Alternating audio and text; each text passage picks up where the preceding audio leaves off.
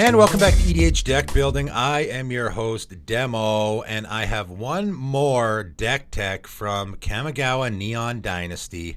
I had not planned on doing another one, but I got a lot of requests for one commander in particular, so I thought I would do one more. And that one is Kaima, the Fractured Calm. For whatever reason, I got a bunch of requests for this one in the comments of my videos, so I thought I would give it a go. It's 2 red and a green, Spirit 3/3. At the beginning of your end step, goad each creature your opponents control that's enchanted by an aura you control. Put a +1/+1 counter on Kaima, the Fractured Calm, for each creature goaded this way. So there's a few different things going on here. And obviously the sort of modified theme in the set, and there's going to probably be a bunch of cards in the precon that are going to fit in this theme as well. That kind of stuff will work here, but not nearly as much though, because you really want to be putting the auras on your opponent's creatures, obviously. So, you know, that's not modified creatures you control. So you do want to limit the amount of that modified theme that you put in here, I think. I mean, obviously your commander is going to be modified because it's going to be putting +1/+1 counters on itself. You could also do a little bit more of a +1/+1 counter theme here as well.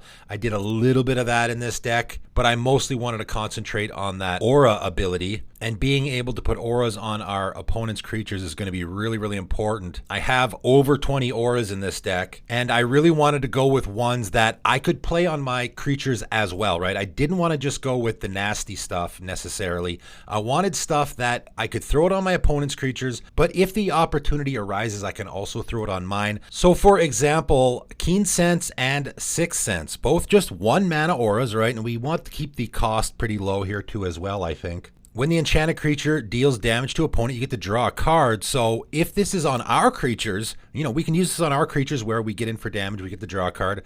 But if it's on an opponent's creature, it still works, right? Whenever that creature deals damage, we control the aura, so we're still going to get to draw the card. Alpha Authority and Canopy Cover are particularly great here. Alpha Authority gives hexproof, and that creature can't be blocked by more than one creature. And Canopy Cover, enchanted creature can't be blocked except by creatures with flying or reach, and can't be the target of spells or abilities your opponents control. So what this is going to do is, yes, we could put these on our creatures. We could put it on our commander. It's going to make our commander harder to block. It's also going to give our commander hexproof. We could also put it on our opponent's creatures, right? Because if it's on our opponent's creatures, now they can't target their own creature with stuff. So that's going to be a benefit to us as well. And making them harder to block is fine because they're going to be goaded, right? So that's sort of where I went here, is I wanted a lot of enchantments that would work on our creatures, but also works on our opponent's creatures without giving too much of a buff. You know, I didn't want to put like Colossification in here. I know people think, hey, it'll be funny to put this on my opponent's creature and watch them smack each other with it, but what happens once your commander gets removed, right? I want to be wary of that situation as well. What if somebody kills our commander and now their creature's not going to be goaded anymore, and we just put a +20/+20 on our opponent's creature, and I guarantee you, with all the goading you've been doing, that creature's coming at you, right? So I didn't put anything like that in here. I stayed more on the safe side. I think just goading our opponent's creatures all the time is going to be good enough. I threw Bequeathal in here. I thought that was a good fit. Again, it's cheap, just 1 green mana, and if enchanted creature dies, you get to draw 2 cards. So again, doesn't matter if this is on our creature or an opponent's creature. Either way, when that creature dies, we get to draw 2 cards. Of course, Rancor is going to be an auto include here, and Crown of Flames also great because we can pay 1 red to return it to our hand. You do have a little of a drawback with the aura theme where, you know, when that creature dies, the aura goes to the graveyard and you lose the value. With Crown of Flames, we can return it to our hand and reuse it on something else. Rancor, of course, when that creature dies, we get to return Rancor to our hand. Also, again, we can put these on our commander if we want to, right? Or any of our creatures. That works as well. I do have some of the nasty stuff, though, like Consuming Fervor and Consuming Ferocity. Consuming Fervor, just 1 red mana enchant creature. An enchanted creature gets +3/+3 and has, at the beginning of each upkeep, put a -1/-1 counter on this creature. So this is going to buff our opponent's creature, right? We're probably not going to want to put this one on our own creature. And then eventually that creature is going to die, which I think is great. And Consuming Ferocity is particularly good. 1 and a red enchant creature Can't enchant a wall. That's okay. Enchanted creature gets +1/+0. At the beginning of your upkeep, put a +1/+0 counter on enchanted creature. So this creature keeps getting bigger and bigger and bigger. If that creature has 3 or more +1/+0 counters on it, it deals damage equal to its power to its controller. Then destroy the creature. It can't be regenerated. So that seems like a pretty good one to be putting on our opponent's creatures. Brand of Ill Omen is another really interesting one that I talked about in my 10 cards videos.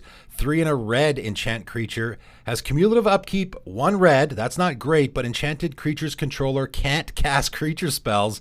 So again, this is fitting the theme of what we're doing, right? I've actually been looking for a deck where this card fits, and this is a perfect one because we want to be enchanting our opponent's creatures. So we pick the person who probably has a very creature heavy deck, stick this on one of their creatures. That creature's now going to be goaded by our commander, and then also that person can't cast any more creatures. So that's going to be a great fit in the deck, I think. And I really like Laccolith Rig. This again is another one that we can put on our creatures if we want to, but I think it's particularly good on opponent's creature. 1 red mana enchant creature. When enchanted creature becomes blocked, you may have it deal damage equal to its power to target creature. If you do, the first creature assigns no combat damage this turn. So again, we get to choose. This is our aura on an opponent's creature. So we put it on an opponent's creature. It's goaded. It has to attack. If it becomes blocked, we can now choose to have that creature that's being blocked deal its damage to the blocking creature, or we can have it assign its damage to any other creature, right? It deals damage equal to its power to target creature, any creature on the battlefield, but it's still taking damage, right? So it's an added bonus for us. We can basically manipulate the outcome here to sort of get certain creatures off the table that we want to. And of course, Custody Battle, another really funny card that I mentioned in my 10 cards videos, I think also works great here. 1 and a red enchant creature. Enchanted creature has, at the beginning of your upkeep, target opponent gains control of this creature unless you sacrifice a land. So we're going to throw this on one of our opponent's creatures. It's going to have to attack. Also at the beginning of upkeep, they have to sacrifice a land or give it to another opponent. We don't care. It's goaded anyway, so we don't care who gains control of it. Either way, it's going to have to attack and can't attack us. I also threw the Lycids in this deck. I think these are good fits. Again, I don't want to lose too much value with having lots of auras that when that creature dies, we lose it, goes to the graveyard. Auras can be really bad card advantage sometimes. The Lycids sort of get around that. If you're not familiar with them, they came out in Tempest block, and they're basically creatures that you turn into auras, right? They have an activated ability that turns them into an aura. So for example, Nurturing Lycid, pay a green and tap. Nurturing Lycid loses this ability and becomes an aura enchantment with enchant creature. Attach it to target creature. You may pay a green to end this effect at any time, and you can pay green and regenerate enchanted creature. So again, we can put this on our creature. We can put it on our opponents if we want to. Convulsing Lycid is another great one where enchanted creature can't block. So that would be a good one to put on our opponent's creature, but it's now an aura. So this is going to fulfill our commander, right? Having an aura attached to an opponent's creature, that is going to fulfill that. Now, the important thing is here, we want to leave the mana open, right? Because this is an aura. So when the creature dies, the aura goes to the graveyard like it normally would. However, if we have the 1 red or 1 green mana open, we can, in response, pay the mana to end the effect, and it turns back into a creature, right? Once we end the effect, it's now a creature, and it's just going to sit on the battlefield like it normally would, and then we can use it again, reattach it to something else, right? So I like them there for the fact that we're not losing value. I also got a couple creatures in the deck like Aura Gnarlid and Champion of the Flame that we want to be putting auras on. We do have a ton of auras in this deck, and we do want to close out the game somehow. I mean, we can attack with our commander. That's going to be really, really big probably. But I threw a few more creatures in the deck that also want to be having auras attached to them. Of course, you got to do the Enchantress theme as well. So I do have Enchantress effects in here. We're casting lots of enchantments, right? Auras are enchantments, so we want to get some card draw off of that. A couple other neat includes in the deck. Crown of Ages, 2 mana artifact, and you can pay 4 and tap, attach target aura attached to a creature to another creature. So we can now just swap auras around, right? If we have an aura on one of our opponent's creatures and, you know, we have another opponent that plays something a lot scarier, we can now swap those out. And Crown of Doom, which I just talked about in my sort of commander cards that have been forgotten about video, that I just can't believe this card doesn't get played more. And it's a perfect fit in this deck because we're in a goading theme and our opponents are going to be attacking each other all the time. 3 mana artifact. Whenever a creature attacks, you or a planeswalker you control gets +2/+0 until end of turn. But of course, we can pay 2 to donate this to an opponent, and once they have it, they can't give it back to us. So this is just going to be great for our opponents to have to pass around to each other, right? We are going to be winning this game. I would say half and half, attacking with our creatures and our opponents killing each other with the creatures that we are goading. And of course, when our opponents' creatures are goaded all the time, they're always going to be tapped down. It's going to be a lot easier for us to get into damage as well. So it's win-win for us. And then of course, I did throw a couple of the modified creature stuff in here. I actually threw Grumgully in here so that all of our creatures are going to enter the battlefield with a +1/+1 counter on them. I did throw Chishiro in the deck because we are going to be casting lots of auras. Doesn't matter if we target our creatures with them. Whenever an aura enters the battlefield under our control, we're going to create that 2/2 red spirit creature token menace. So there it is. That is Kaima, the Fractured Calm. Pretty interesting. At first I was like, okay, you're doing the goading thing. I don't know if people love that. You want to put auras on your opponent's creatures. And I thought, all right, we'll do a little bit of research here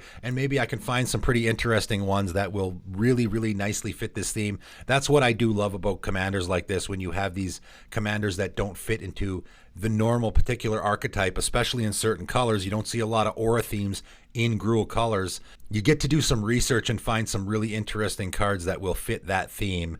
So the deck list for this is in the description below, of course, as usual. Feel free to check it out for yourself. But that is it for today, and thanks for tuning in.